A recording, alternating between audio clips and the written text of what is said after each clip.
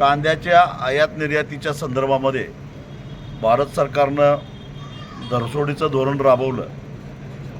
कधी निर्यात शुल्क वाढवायचं, कधी निर्यातीवर बंदी घालायची, अशा प्रकारच्या माकडचेष्टा केल्यामुळं श्रीलंका, बांगलादेशसारखे आपले जे कायमस्वरूपी हक्काचे ग्राहक होते ते दुरावले होते.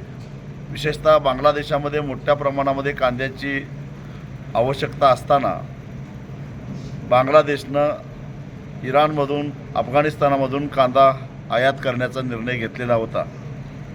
परंतु उशिरा का होईना बांगलादेशनं पुन्हा एकदा भारताकडून कांदा आयातीला परवानगी दिलेली आहे. या गोष्टीचं मी स्वागत करतो.